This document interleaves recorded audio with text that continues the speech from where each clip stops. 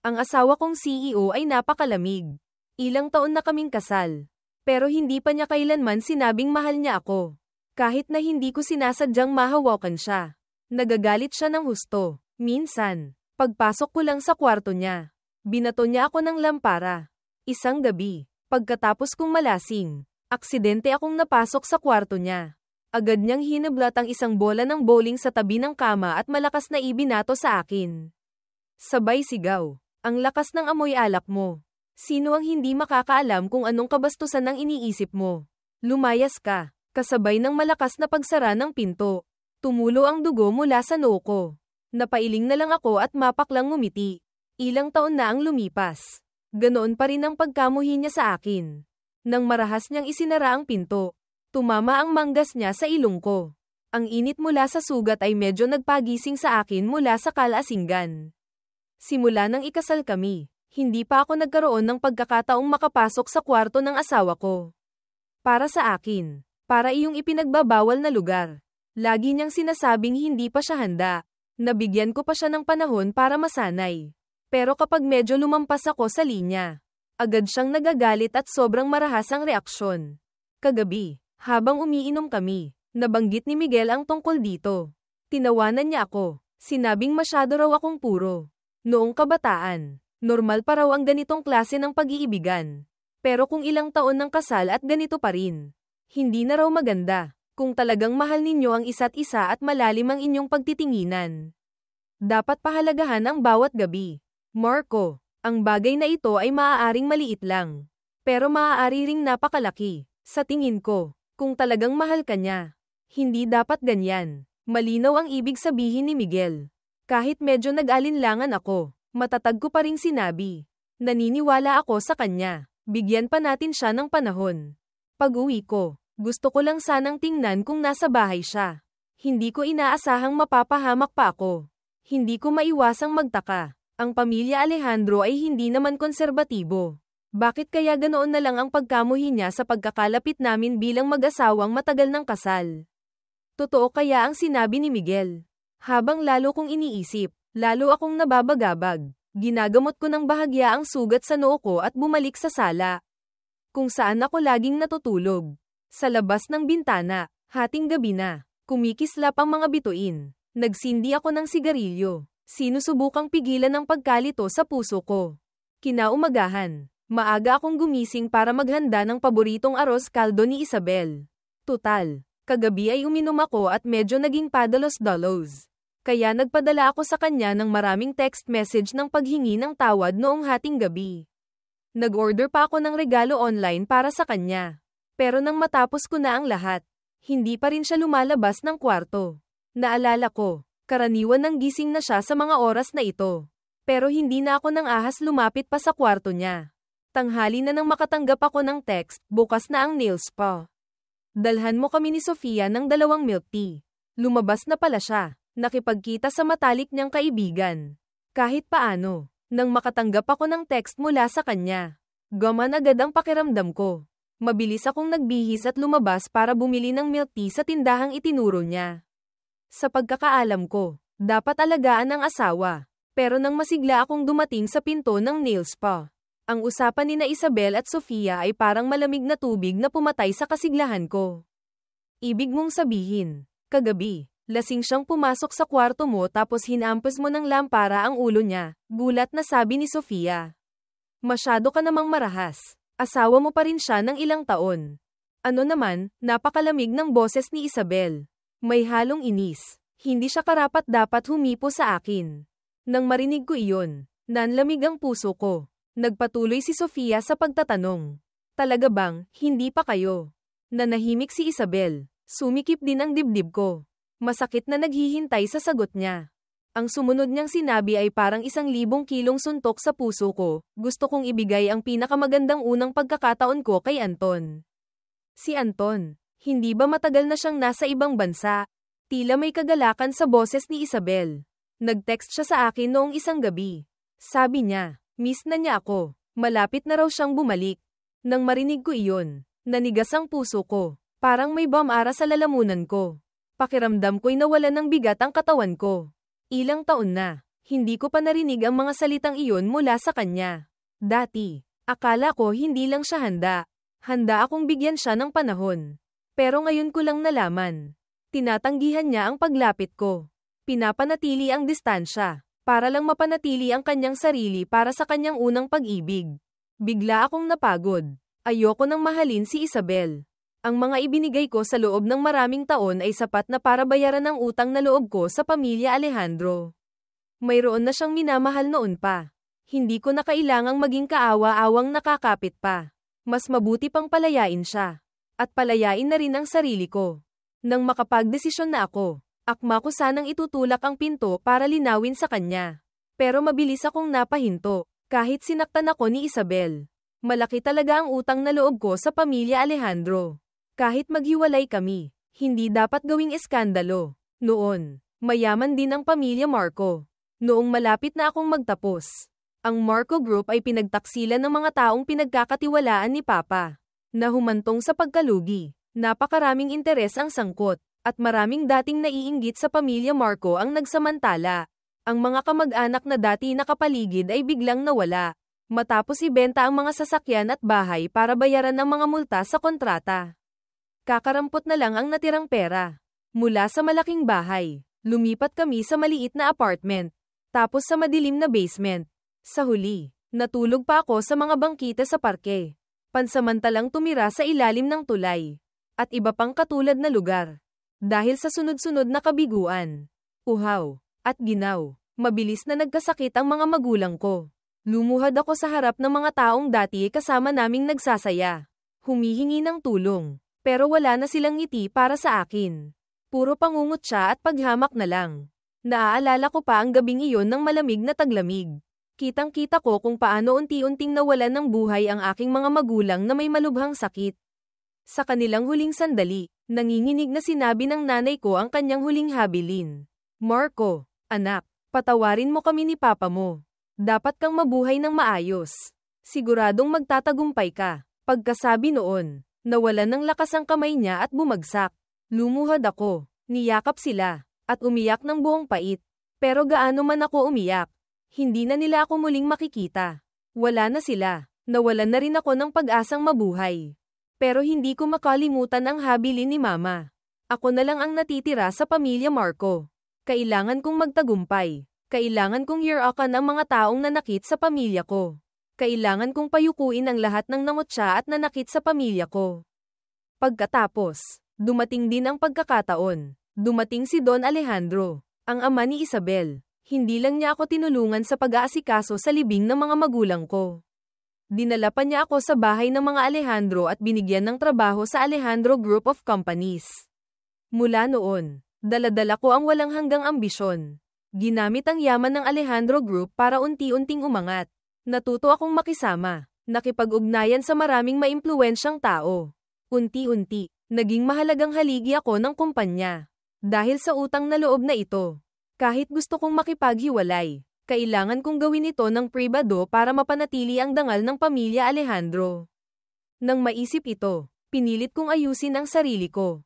Pilit na ngumiti, at itinulak ang pinto. Isabel, dinala ko na ang milk tea mo. Hindi ako tiningnan ni Isabel. Kinuha niya ang milk tea at nagpatuloy sa pagpapagawa ng kuko. Pagkatapos, sinamahan ko sila sa pamamasyal sa mall.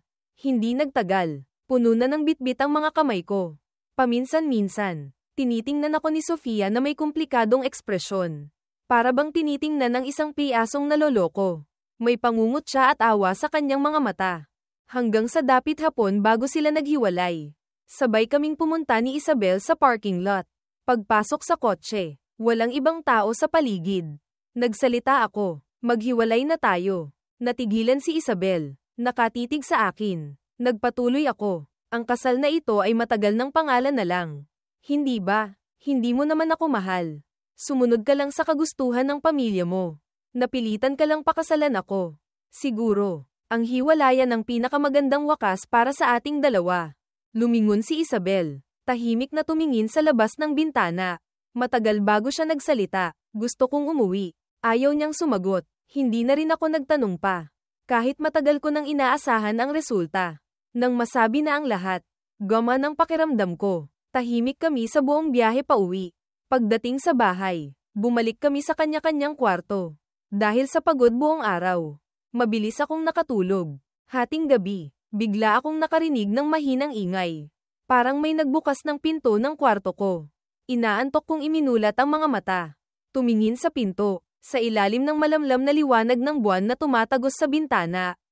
Isang aninong may mahabang buhok ang tahimik na pumasok. Kinusat ko ang mga mata ko. Mahinang tumawag, Isabel. Walang sumagot. Ang malamig na liwanag ng buwan ay tumama sa kanya. May kumikinang sa kamay niya. Bigla akong kinabahan. Napagtantong kutsilyo iyon. Mabilis kong binuksan ang ilaw sa tabi ng kama. Nang sumindi ang ilaw, nakatayo si Isabel sa tabi mismo ng kama ko. Madilim ang mukha. Hawak niya ang isang kutsilyo sa kusina. Ang talam ay kumikinang sa malamlam na ilaw. Puno ng galit ang mga mata niya habang nakatitig sa akin. Kumunat ang noo ko. Malamig na nagtanong, anong binabalak mo? Hindi sumagot si Isabel. Nakatitig pa rin sa akin ng walang ekspresyon. Pabago-bago ang emosyon sa kanyang mga mata. Sa katahimikan, unti-unti akong kumalma. Kahit gaano pa siya kabaliw. Hindi niya kayang pumatay. Pinakamatindi na ang mapunta sa ospital. Mabuti na rin iyon. Para tuluyan ng maputol ang ugnayan. At direkta nang makausap si Don Alejandro tungkol sa hiwalayan. Bakit mo gustong makipaghiwalay sa akin? Humigpit ang hawak ni Isabel sa kutsilyo. Mabangis ang mukha. May iba ka bang babae? Nang marinig iyon, parang gusto kong matawa. Malinaw na siya ang laging may iniisip na ibang lalaki. Tapos ako pa ang tatanungin kung may iba akong babae. Kumunat ang noo ko. Biglang naramdaman kong sobrang estranghero ni Isabel. Sa tingin mo, ganoon ba akong klaseng tao? Ilang taon na akong nagsusumikap para sa kumpanya ng pamilya Alejandro. Maliban sa mga kinakailangang business meeting. Kahit sa mga party ng kumpanya ay bihira akong dumalo. Paano pa kaya ang makipag-ugnayan sa ibang babae? Ano pa nga ba? Puno ng dilim ang magandang mukha ni Isabel. Kung hindi ka may ibang babae, bakit mo gustong makipaghiwalay sa akin? Nasabi ko na ng malinaw.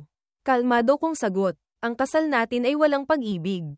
Kaya hindi na natin kailangang sayangin ang oras ng isa't isa. Noon, nagmakaawa ka sa ama ko para makuha ang kasal na ito. Malamig niya akong tiningnan. Ngayon, sasabihin mong sayang lang sa oras. Natigilan ako. Ganoon ba kababa ang tingin niya sa akin? Si Isabel at si Anton ay labis na nagmamahalan. Hindi inaasahang nagkaroon ng problema ang pamilya ni Anton. Nanganganib ang buong angkan nila. Ang insidente ay may kinalaman sa politika at negosyo, na direktang nagpabagsak sa pamilya ni Anton. Ang mga kailangang imbestigahan ay inimbestigahan. Ang mga kailangang isara ay isinara. Noong panahong iyon, sino mang madikit sa pamilya ni Anton ay mamalasin. Masyadong malapit si Isabel kay Anton. Naghahanda na nga silang magpakasal. Gusto ni Don Alejandro na putulin ang lahat ng panganib at iwasan ang tsismis. Kaya hiniling niya sa akin na pakasalan si Isabel. Kahit nakasal sa papel lang. Sa mata niya, ito ay pang-aagaw ng pag-ibig. Pagsira sa kanila ni Anton. Kaya ganoon na lang ang galit niya sa akin. Bata ka pa, makakahanap ka ng mas bagay sa iyo. Mahinahon kong sabi, medyo mababa ang boses. Halimbawa, si Anton. Nang diretsahan kong sabihin iyon. Halatang natigilan si Isabel. Sa totoo lang. Alam ko namang hindi mo pa nakakalimutan ang nararamdaman mo para sa kanya. Okay lang. Hindi kita sinisisi. Naging masyado lang akong inosente na isipin kung sapat ang kabaitan ko sa iyo. Maaari tayong magpatuloy na mabuhay ng ganito. 3 taon, 5 taon, 10 taon, hintay ang lumipas ang panahon. Magiging tunay na tayong mag-asawa. Mapakla akong ngumiti, puno ng pait ang ngiti. Pero hindi ko inaasahang hindi mo ako pinapahipo dahil gusto mong Iris Erba ang unang pagkakataon mo para kay Anton. Klang. Nahulog ang kutsilyo sa kamay ni Isabel. Walang magawang tumayo ako mula sa kama. Pinulot ito para sa kanya. Baka masugatan mo pa ang sarili mo. Hindi maganda iyon. Bukas, pumunta tayo sa civil registrar para ayusin ang papeles ng hiwalayan. Ha? Hindi pwede. Tiningnan ako ni Isabel. Malamig ang boses. Bakit? Hindi ba ito ang lagi mong gusto? Pagkatapos magtanong, nagpatuloy ako. Huwag kang mag-alala. Kaya kung umalis nang walang dala. Sa loob ng maraming taon. Lahat ng meron ako ay galing sa pamilya Alejandro. Ngayon, ibabalik ko lang. Nararapat lang. Mula ngayon, wala na akong utang sa inyo. Umiling si Isabel. Malamig na sinabi. Hindi ako papayag. Hindi ka man pumayag. Kailangan nating maghiwalay. Gusto mo bang maging lalaking 2 beses na kinakaliwaan? Natatawa ako. Bumalik ako sa kama. Pinatay ang ilaw. Hindi na pinansin si Isabel. Lumipas ang isang gabi. Hindi pa tumutunog ang alarm clock. Gising na ako. Ang trabahong walang pahinga sa buong taon ay labis na nakakapagod. Pagkatapos kong magdesisyong makipaghiwalay kay Isabel, pinayagan ko ang sarili kong magpahinga ng isang araw. Para na rin magkaroon ng oras pumunta sa civil registrar para sa papeles. May 30 araw para mag-isip. Mas mabuti pang lumipat na ako agad. Ginulo ko ang medyo magulo kong buhok. Ulong. Kung hindi, laging magkikita. Hindi maiiwasan ang awkwardness. Paglabas ko ng kwarto, nalaman kong maaga pa lang ay umalis na si Isabel. May almusal na iniwan siya sa mesa. Hindi ko maiwasang magtaka. Simula nang ikasal kami, hindi pa nagluto si Isabel. Hindi rin gumagawa ng gawaing bahay. Lahat ako ang gumagawa. Marunong pala siyang magluto. Umupo ako sa mesa. Kumain ng isang mangkok ng simpleng arroz caldo. Sakto lang ang lasa. Hindi maalat. Hindi matabang. Kung mas simple ang pagkain, mas nakikita ang galing ng isang tao. Hindi ko lang inaasahang ganoon kasarap magluto si Isabel. Siguro dahil hindi ako karapat-dapat kumain ng luto niya kaya ngayon ko lang nalaman. Pagkatapos kumain, pumasok ako sa kwarto ni Isabel. Naalala ko ang gabi ng kasal namin. Sinabi niya sa aking hindi pa siya handa kaya hindi kami pwedeng magtalik. Naaalala ko pa ang tigas ng kanyang paninindigan noon. May halong pandidiri pa sa boses niya. Kaya lagi kong tinutupad ang pangako. Hindi kailanman gumawa ng anumang lampas sa linya. Hanggang sa bandang huli, nang banggitin ng mga magulang ni Isabel na gusto na nilang magkaapo. Doon lang medyo nagbago ang ugali niya. Hindi na siya kasing tigas ng dati. Naging malambing na. Sinasabing maghintay pa ako ng kaunti. Iginagalang ko ang kagustuhan niya. Kahit ang mga simpleng hawak ay bihira lang. Ganoon na lang ako naghintay. Hanggang sa malaman ko ang katotohanan dahil kay Anton. Ngayong malinaw na ang lahat. Wala nang halaga ang lahat. Gusto ko lang mahanap ang marriage certificate at iba pang papeles para mabilis na maayos ang hiwalayan. Tuluyan nang tapusin ang katawa-tawang kasal na ito. Hinalugog ko ang lahat para hanapin. Pero wala akong makita. Mukhang sadyang itinago ni Isabel. Walang magawa. Tinawagan ko siya. Pero walang sumasagot. Kahit text, hindi nire-replyan. Pagkatapos ng halos isang araw na paghihintay, sa wakas ay nakatanggap ako ng text. Pero hindi galing kay Isabel. Isa iyong litrato nila ni Anton na pumapasok sa isang hotel. Nang makita ko ng malinaw ang litrato, hindi ko maiwasang mapigil ang hininga. Parang pinipiga ang puso ko. Hindi maipaliwanag ang sakit na naramdaman ko. Siguro, ito ang araw ng pagbabalik ni Anton. Hindi na naghintay si Isabel na ayusin ang papeles ng hiwalayan. Nagmadali na siyang hanapin si Anton. Pumasok sa hotel kasama siya. Nagmamadaling ikabit sa akin ang sungay. Kaya hindi na sinasagot ang tawag ko o nire-replyan ang text ko. Mahigpit kong hinawakan ang telepono. Nanginginig ang buong katawan sa galit. Si Isabel, isang babaeng nangaliwa habang kasal pa. Gusto kong isambulat ang bagay na ito sa buong mundo. Hanggang sa hating gabi bago umuwi si Isabel. Medyo amoy alak pa. Nang buksan niya ang ilaw. Doon niya lang napansin na nakaupo ako sa sofa. Tahimik na nakatingin sa kanya. Tila nagulat siya. Hinawakan ang dibdib. Bakit ba hindi ka nagbubukas ng ilaw? Kalmado kong sinabi. Bukas, samahan mo ako sa abogado para ayusin muna ang papeles ng hiwalayan. Sinabi ko na, hindi ako papayag makipaghiwalay. Kumunat ang noo ni Isabel. Iritado ang boses. Ilang taon na tayong may pinagsamahan. Sasabihin mo lang na ayaw mo na. Pinagsamahan. Mapakla akong natawa. Nagtanong pabalik. Anong pinagsamahan natin? Si Anton lang naman ang laging nasa isip mo. Hindi ba't bumalik na siya? Pinapalaya ko na kayong dalawa. Kapag naghiwalay na tayo, pwede na kayong magsama ng hayagan. Natigilan si Isabel. Tapos agad na nagalit. Puno ng hamon ang boses niya. Marco, ano bang pinagsasabi mo? Asawa mo ako. Hindi mo ba nakikitang sobra ka na? Kumunat ang noo ko. Walang ganang sinabi. Hindi ba't ikaw mismo ang nagsabi? Ang unang pagkakataon mo ay dapat para kay Anton. Isabel, napakatapat mo talaga. Ngumisi ako. Puno ng pangungutya ang mga mata. Wala na akong sasabihin pa sa iyo. Bukas, sumama ka sa akin sa abogado. Napakatatag ng desisyon ko. Hindi na ito pwedeng pag-usapan pa.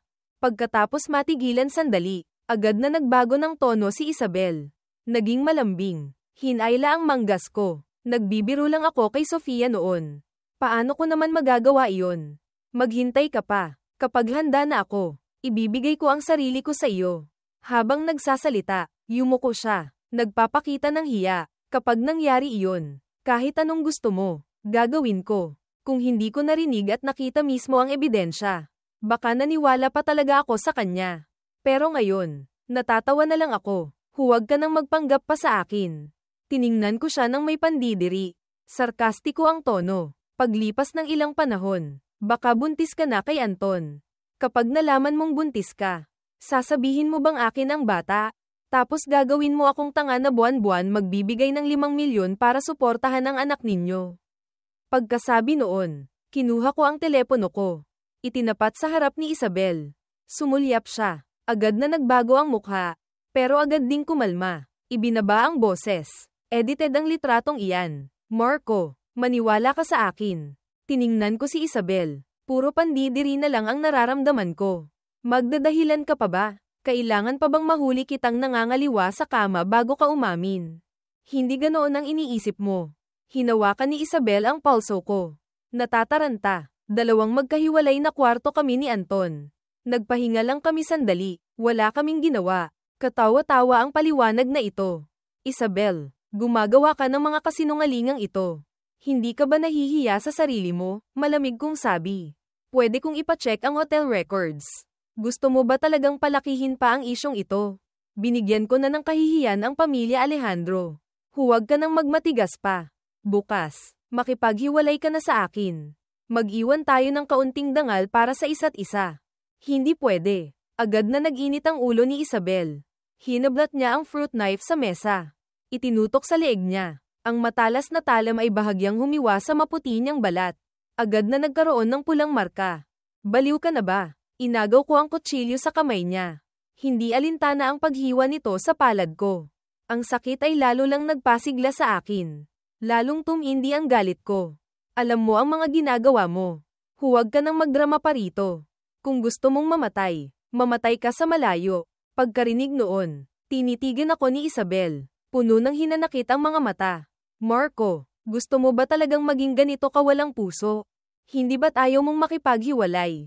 Tama, ngumisi ako ng malamig. Sige, tingnan natin kung ano ang sasabihin ng tatay mo.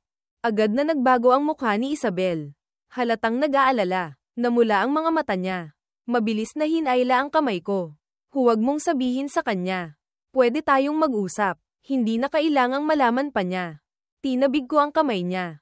Matigas ang tono. Binigyan na kita ng pagkakataong pumili. Pero ngayon, hinanap mo pa rin siya.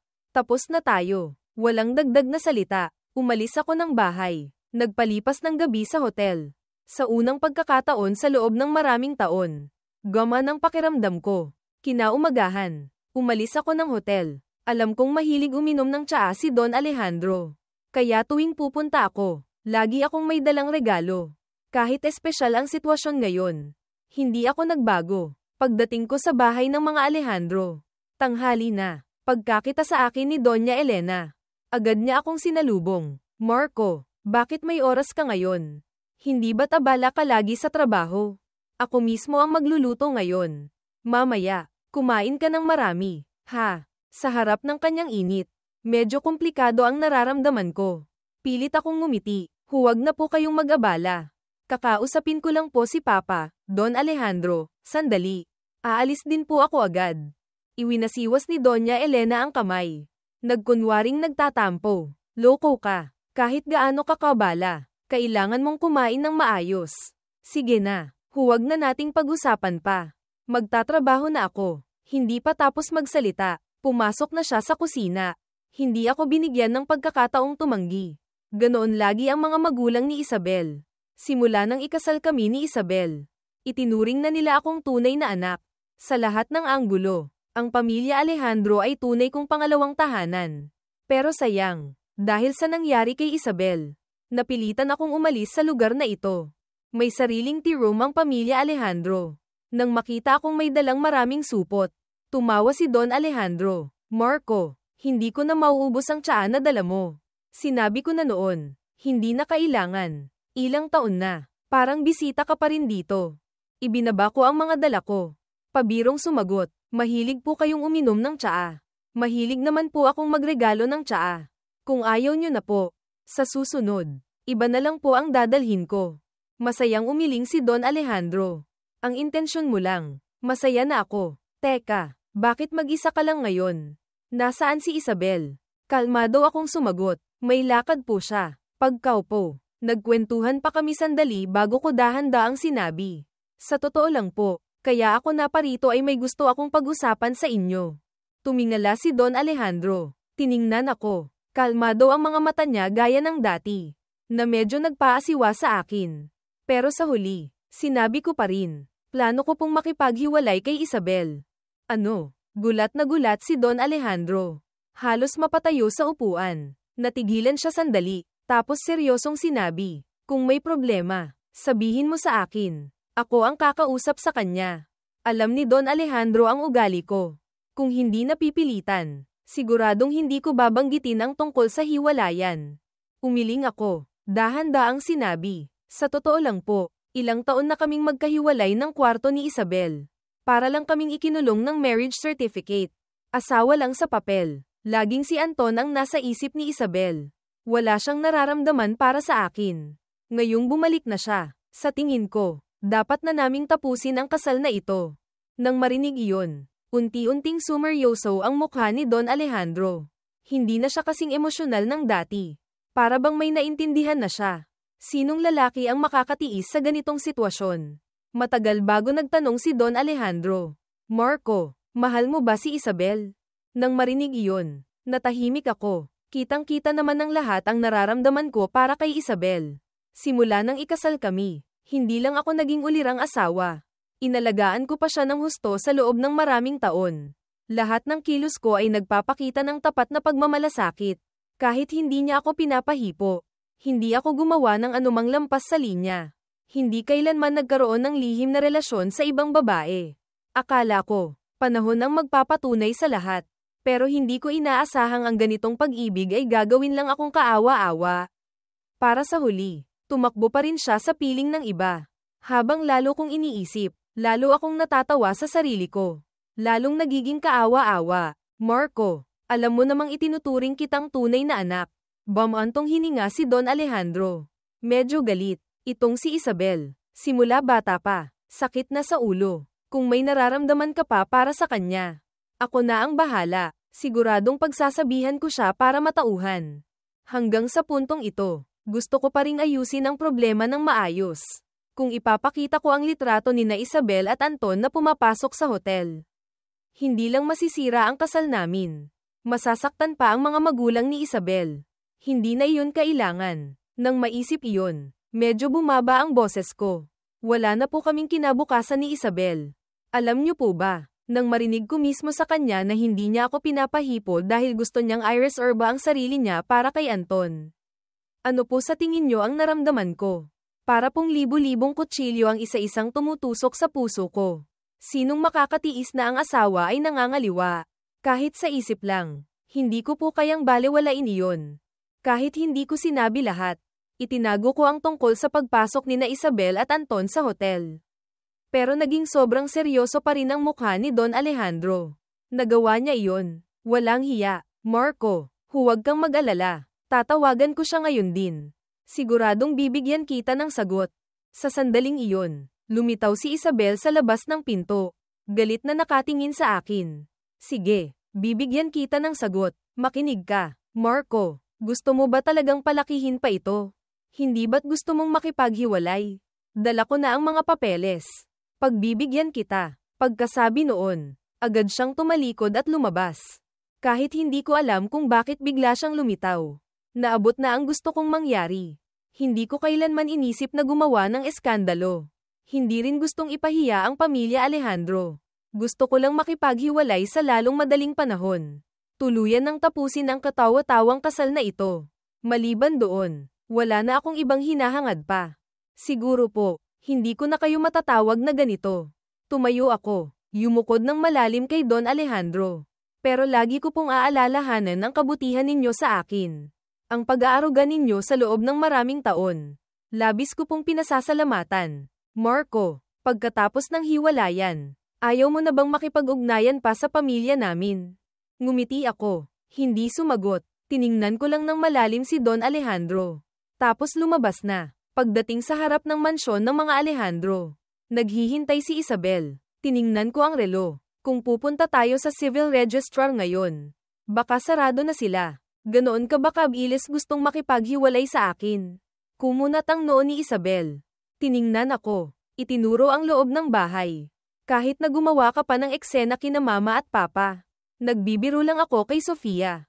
Bakit mo pinaniwalaan? Wala talaga kaming ginawa ni Anton.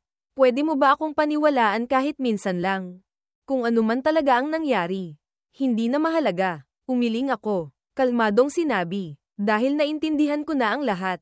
Sa loob ng maraming taon. Si Anton lang ang nasa puso mo.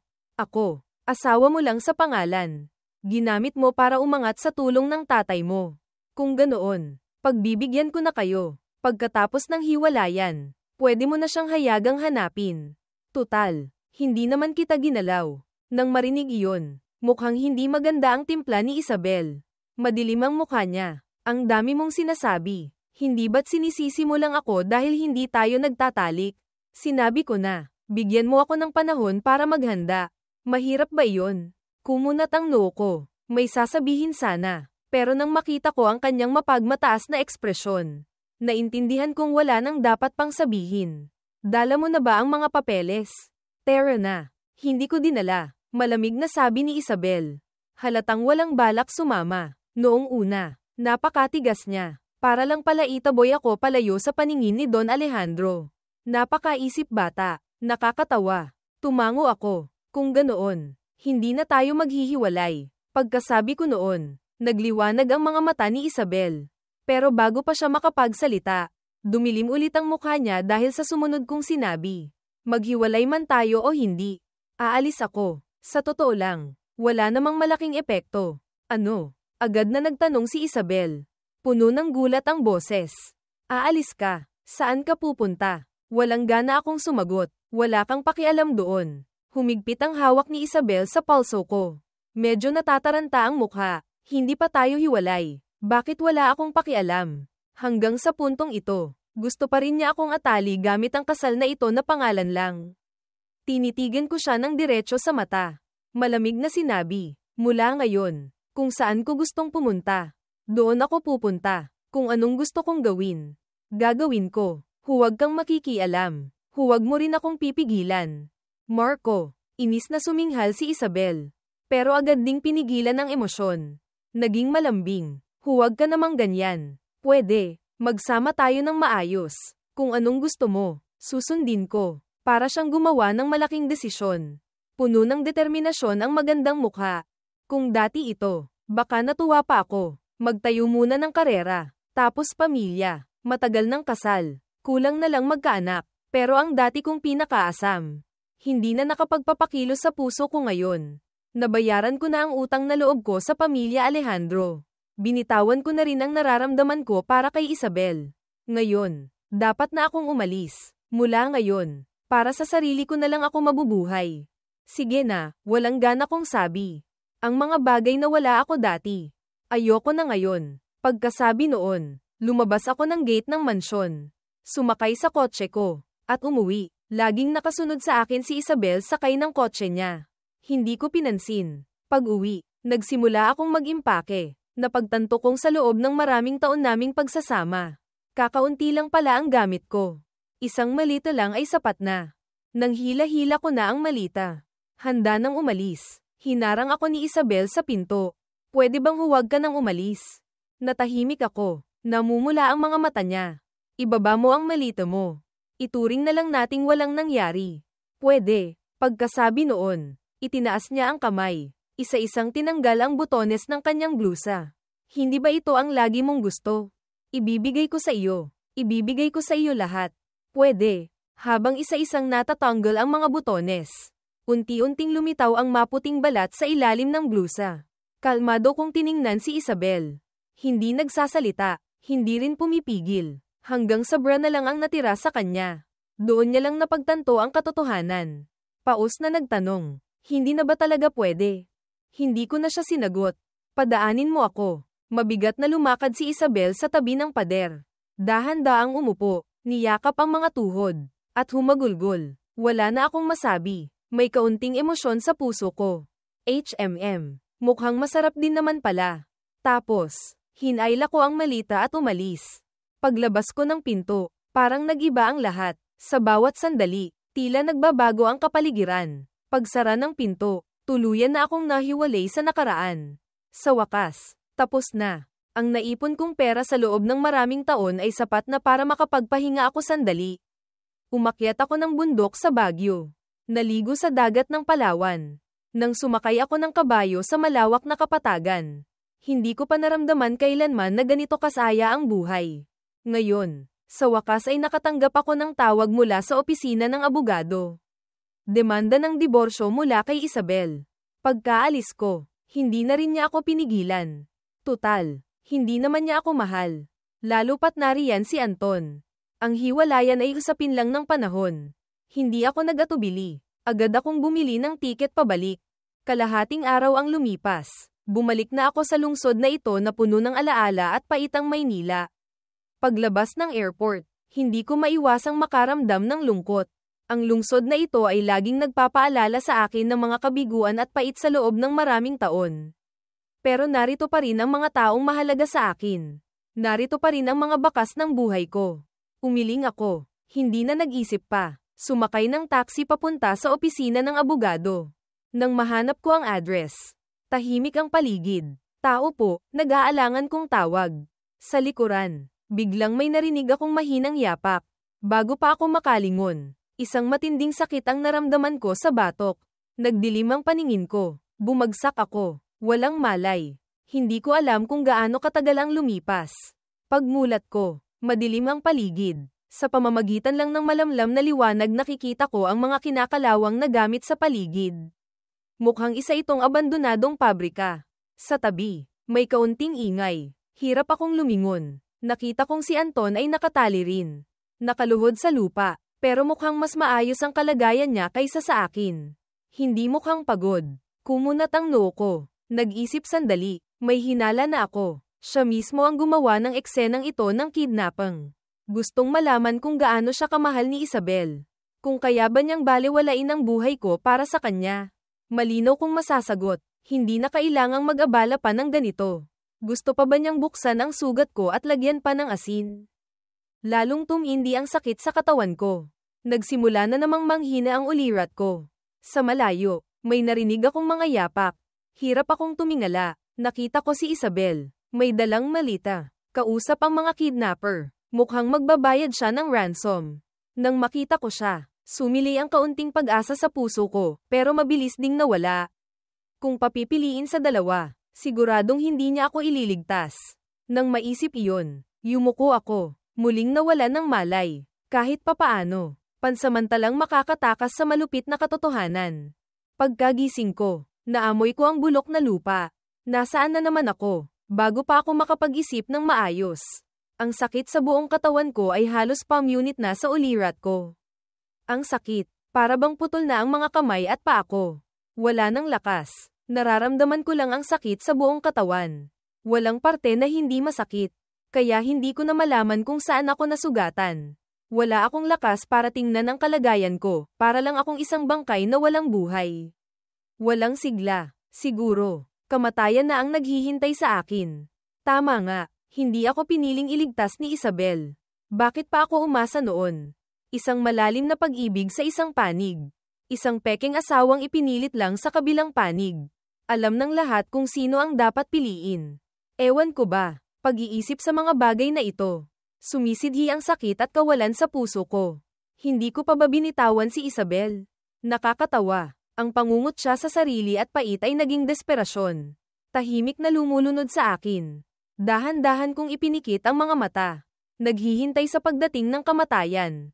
Mama, Papa, hinihintay niyo ba ako? Sa buhay na ito, sobrang pagod na ako. Sa malayo, may narinig akong sirena ng ambulansya. Nagudyok sa aking imulat ang mga mata. Isang liwanag ng flashlight ang tumama sa mata ko. May narinig akong sumigaw. Dito, may tao dito. Maraming anino ang tumakbo papalapit sa akin. Nagmamadali ang boses. Kaya mo yan. Kaya mo yan. Gusto ko ring magpakatatag. Pero pabigat ng pabigat ang talukap ng mga mata ko. Bago ako mawalan ng malay. Naramdaman ko lang na inilagay ako sa stretcher. Tapos nawalan na ako ng ulirat. Gusto kong imulat ang mga mata. Tingnan ang paligid. Pero hindi ko talaga magawa. Para bang nawalan na ako ng kontrol sa katawan ko. Sa tainga ko, biglang may narinig akong pamilyar na boses. Dok, kailan po siya gising? Pinakinggan ko ng mabuti. Mabilis kong nakilala na boses iyon ni Miguel. Sa sandaling iyon, isa pang boses ang sumagot. Ang pasyente ay dumanas ng matinding torture. Maraming sugat sa labas, kasama na ang internal bleeding. Ang mga sugat na ito ay unti-unting gagaling. Pero ang utak ng pasyente ay nagtamo ng matinding pinsala. Nasira ang mga nerve. Malaki ang posibilidad na maging vegetative state siya. Nang marinig iyon, nanlumo ako. Vegetative state. Gaano katagal ang ganitong kalagayan? Nagpupumiglas akong bumangon. Pero gaano man ako sumubok. Puro panghihina lang ang nararamdaman ng katawan ko. Kahit isang daliri, hindi ko may galaw. Kung ganoon, mas mabuti pang hindi na lang ako iniligtas. Gusto ko ng kalayaan, kaya kung tanggapin ang kamatayan. Ayoko lang mabuhay na parang baldado. Marami pang sinabi si Miguel sa doktor. Pero hindi ko na narinig ng malinaw. Hanggang sa bumantong hininga siya. Umupo sa tabi ng kama. Mahinang sinabi sa akin, Marco, bakit kaya ang lupit ng tadhana? No, laging sa malambot na bahagi tumutusok ang tinik. Bakit ba laging sa mga taong hirap na dumarating ang kamalasan? Maagang nawala sina tito at tita. Iniwan kang mag-isa. Tapos, umibig ka pa sa isang babaeng hindi karapat-dapat. Si Isabel at si Anton. Hindi matapos-tapos ang ugnayan nila. Nakakahiya talaga. Kahit na natauhan siya kalaunan. Laging ikaw ang bukang bibig. Pero kung hindi dahil sa kanya, hindi ka naman masasaktan ng ganito. Daldal ng daldal si Miguel.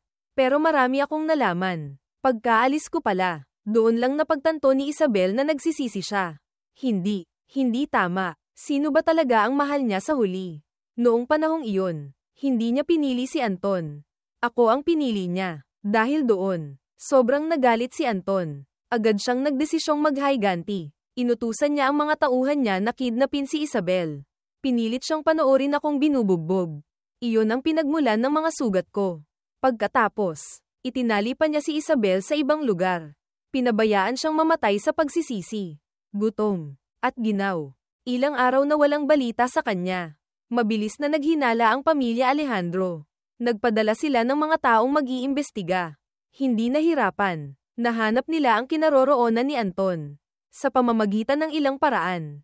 Napilit nila siyang sabihin kung saan kami ikinulong ni Isabel. Agad na pumunta ang mga pulis para iligtas kami. Mabuti na lang. Hindi masyadong matagal ang pagkakakulong namin. Nakayanan naming dalawa, pero hindi rin maganda ang kalagayan niya. Hanggang ngayon ay wala pa ring malay. Ginagamot sa kabilang kwarto. Pagkarinig sa mga pangyayaring ito, gulong-gulo ang isip ko. Masaya dahil pinili ako ni Isabel. Nagsisisi naman dahil hindi ako naging maingat kay Anton. Kaya nagkaroon siya ng pagkakataong gumawa ng masama. Kilala mo ang tao sa mukha, hindi sa puso. Sino ang mag-aakalang ganoon kabaliw si Anton? Na kaya niyang gumawa ng ganoon kadelikado at kasuklam-suklam na bagay. Kung hindi ako bumalik, ano kaya ang mangyayari kay Isabel sa kamay ng demonyong iyon?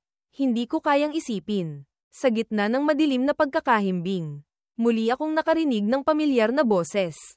Marco, puno ng pighati ang boses ni Don Alejandro. Siguro, nalaman na niya ang kalagayan ko mula sa doktor. Isang pares ng maiinit na kamay ang humawak sa kamay ko. Umiiyak ding nagsalita si Doña Elena. Kawawa ka namang anak, may mainit na agos na damaloy sa puso ko. Mula pa noon, itinuring na akong tunay na anak ng pamilya Alejandro. Pagkatapos naming ikasal ni Isabel, hindi ba't mga magulang ko na rin sina Don Alejandro at Doña Elena? Gusto kong gumaling agad. Gusto kong bumangon. Yakapin sila. Maganda pa rin ang mundo. May mga tao pa rin karapat-dapat kong pahalagahan. Hinding-hindi ako pwedeng manatiling nakahiga lang dito. Isang malakas na paniniwala ang pumuno sa puso ko. Nararamdaman kong palakas ng palakas ang tibok ng puso ko. Sa tabi, mahinang sumigaw sa tuwa si Miguel. Nagbabago ang tibok ng puso ni Marco. Naririnig niya tayo. Nararamdaman niya tayo. Pero ganoon lang ang kaya kong irikisen. Sa mahabang kadiliman, hindi ko na makilala ang araw at gabi. Sa pamamagitan lang ng boses ng nurse na naka-duty ako nakakapagtansya ng oras. Mahigit 10 araw na yata ang lumipas. Ngayon, hindi pa rin lubos na magaling si Isabel. Pero pumunta siya sa kwarto ko. Garalgal ang boses niya. Marco, miss na kita. Nararamdaman ko, pero hindi ako makasagot. Lalong naging nanginginig ang boses niya. Miss na kita. Gumising ka na. Pwede, hindi pa tayo hiwalay, di ba? Siguradong magiging mabait ako. Magiging pinakamabait na asawa sa buong mundo. Ang walang tigil kong pagsisikap ay sa wakas nagbunga. Sa sandaling iyon, biglang gumalaw ang daliri ko.